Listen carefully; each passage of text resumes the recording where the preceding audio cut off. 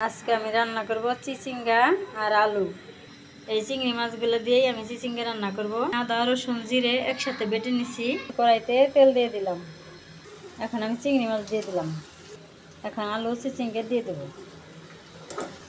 মাঝে মাঝে নেড়ে চেড়ে সুন্দর করে কষিয়ে নেব। এখন আমি পানি দিয়ে দেবো। চিচিঙ্গা আলু চিংড়ি মাছের তরকারি হয়ে গেলে এখন আমি নামিয়ে নেব। বন্ধুরা, আমি তরকারিটা নামিয়ে নিলাম। আসসালামু আলাইকুম বন্ধুরা, আজকে আমি রান্না করব চিচিঙ্গা আর আলু। চিচিঙ্গা আলু দিয়ে একটা রেসিপি করব। তাহলে সবাই প্রথম থেকে শেষ পর্যন্ত পুরো ভিডিওটা দেখে নিও। আর এই চিচিঙ্গা দিয়ে আমি কিভাবে রান্না করব, কি দিয়ে রান্না করব সেটাই দেখাবো।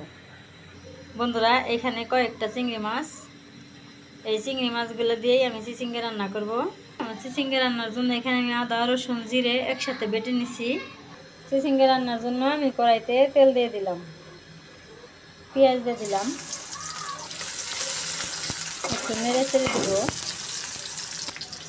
কাঁচামরিচ দিয়ে দিলাম।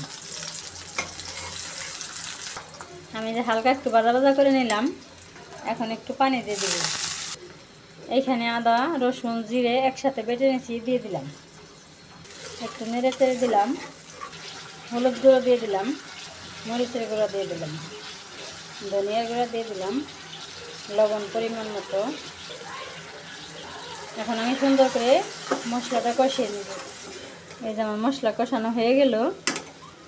এখন আমি চিংড়ি মাছ দিয়ে দিলাম। এখন চিংড়ি মাছটা সুন্দর করে কষিয়ে নেব। আমি চিংড়ি মাছের সাথে মশলার সাথে সুন্দর করে কষিয়ে নিলাম। এখন আলু চিচিঙ্গা দিয়ে দেব। এখন আমি মশলার সাথে চিংড়ি মাছের সাথে চিচিঙ্গাগুলো সুন্দর করে কষিয়ে নেব। এখন আমি আবার একটু নেড়ে চেড়ে দিব, মাঝে মাঝে নেড়ে চেড়ে সুন্দর করে কষিয়ে নেব। এই যে বন্ধুরা, আমি সুন্দর করে কষিয়ে নিলাম। সব মশলা দিয়ে সবজিগুলো আমি ভালো করে কষিয়ে নিলাম। এখন আমি পানি দিয়ে দেব। পানি দেওয়া হয়ে গেল। এখন হোক, তারপর দেখাবো।